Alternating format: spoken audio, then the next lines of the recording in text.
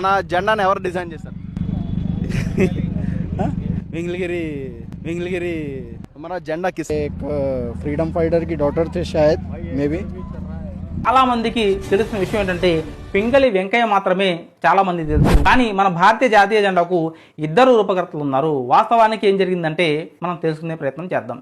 ఇంకా 2-3 నెలల్లో మన స్వతంత్రం ఇవ్వబోతున్నారనే వార్త తెలిసిన తర్వాత భారత రాజ్యాంగ సభకు ఉన్నటువంటి ప్రధాన లక్ష్యాలు 2.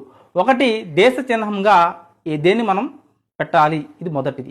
రెండోది, దేశ జెండాని దేన్ని ఆమోదించాలి, ఇది రెండో లక్ష్యం. అయితే అప్పటికే పింగళి వెంకయ్య తయారు చేసినటువంటి జెండా ఉందో అది కాంగ్రెస్ జెండాగా 1931లో మరి కాంగ్రెస్ మహాసభలో దానిని ఆమోదించడం జరిగింది. విరివిరిగా దానిని వాడినప్పటికీ కూడా అది కాంగ్రెస్ జెండా మాత్రమే. మౌంట్ బాటన్ కూడా ఒక జెండాను ప్రతిపాదించాడు. ఆ జెండాను భారతదేశ ప్రతినిధులు తిరస్కరించడం జరిగింది. ఎందుకు తిరస్కరించారంటే యూనియన్ జాగ్గా పిలువబడే బ్రిటన్ జెండా ఆ జెండాలో ఉండడమే. అప్పుడు పండిత్ జవహర్లాల్ నెహ్రూ రాజ్యాంగ సభలో ముఖ్యమైన పౌర సేవకుడైనటువంటి బద్రుద్దీన్ తయాజ్బేకి ఆ బాధ్యతను అప్పగించడం జరిగింది. ఆయన రాజేంద్ర ప్రసాద్ గారి నేతృత్వంలో ఒక కమిటీని ఏర్పాటు చేసి అన్ని కళాశాలలకు, విద్యాలయాలకు డిజైన్లు పంపించవలసిందిగా లేఖ ఒకటి రాయడం జరిగింది.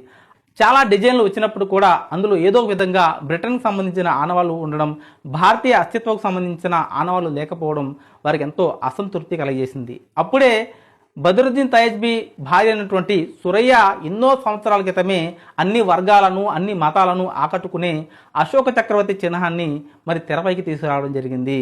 అప్పుడప్పుడే చెలరేగుతున్న మత విద్వేషాలకు వ్యతిరేకంగా ఆ చరాకా స్థానంలో అశోక చక్రవర్తి చిహ్నాన్ని దేశ చిహ్నంగా ఆమోదించడం జరిగింది.